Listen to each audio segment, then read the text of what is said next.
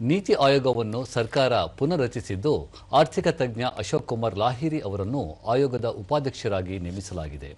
ಈಗಿರುವ ಸುಮನ್ ಕೆ ಬೇರಿ ಅವರ ಸ್ಥಾನಕ್ಕೆ ಅಶೋಕ್ ಲಾಹಿರಿ ನೇಮಕಗೊಂಡಿದ್ದು, ಇವರೊಂದಿಗೆ Rajiv Gauba, professor K V Raju, professor Gobardhan Das, doctor M Srinivas ಮತ್ತು ಪ್ರೊಫೆಸರ್ ಅಭಯ್ ಕರಂಡಿಕರ್ ಅವರನ್ನು ನೀತಿ ಆಯೋಗದ ಪೂರ್ಣಾವಧಿ ಸದಸ್ಯರಾಗಿ ನೇಮಿಸಲಾಗಿದೆ.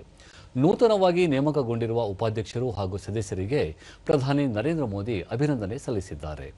ಭಾರತದ ನೀತಿ ನಿರೂಪಣೆ, ಒಕ್ಕೂಟ ವ್ಯವಸ್ಥೆಗೆ ಉತ್ತೇಜನ, ಸುಧಾರಣೆಗಳ ಜಾರಿ ಹಾಗೂ ಸುಗಮ ಜೀವನ ಸ್ಥಾಪಿಸುವತ್ತ ನೀತಿ ಆಯೋಗ ಪ್ರಮುಖ ಆಧಾರ ಸ್ತಂಭವಾಗಿ ಹೊರಹೊಮ್ಮಿದೆ ಎಂದು ಪ್ರಧಾನಿ ಸಾಮಾಜಿಕ ಮಾಧ್ಯಮದಲ್ಲಿ ಪೋಸ್ಟ್ ಮಾಡಿದ್ದಾರೆ.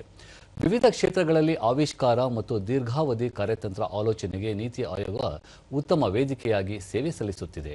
ಅಶೋಕ್ ಲಾಹಿರಿ ಅವರು ಅರ್ಥಶಾಸ್ತ್ರ ಮತ್ತು ಸಾರ್ವಜನಿಕ ನೀತಿಯಲ್ಲಿ ಅಪಾರ ಅನುಭವ ಹೊಂದಿದ್ದು, ಇದು ಭಾರತ ಸುಧಾರಣಾ ಪಯಣ ಮತ್ತು ವಿಕಸಿತ ಭಾರತದತ್ತ ಪಯಣವನ್ನು ಬಲಪಡಿಸಲಿದೆ.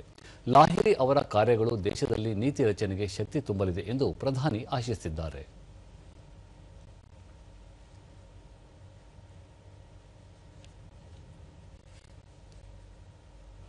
ನೀತಿ ಆಯೋಗಕ್ಕೆ ಉಪಾಧ್ಯಕ್ಷರಾಗಿ ನೇಮಕಗೊಂಡಿರುವ ಅಶೋಕ್ ಲಾಹಿರಿ ಅವರು ದೆಹಲಿಯಲ್ಲಿಂದು ಪ್ರಧಾನಿ ನರೇಂದ್ರ ಮೋದಿ ಅವರನ್ನು ಭೇಟಿ ಮಾಡಿದರು.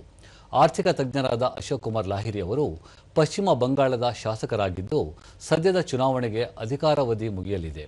ಈಗ ನಡೆಯುತ್ತಿರುವ ಚುನಾವಣೆಗೆ ಅವರು ಸ್ಪರ್ಧಿಸಿಲ್ಲ. ಅಶೋಕ್ ಲಾಹಿರಿ ಅವರು ಭಾರತ ಸರ್ಕಾರದ 12ನೇ ಮುಖ್ಯ ಆರ್ಥಿಕ ಸಲಹೆಗಾರರಾಗಿಯೂ ಸೇವೆ ಸಲ್ಲಿಸಿದ್ದಾರೆ.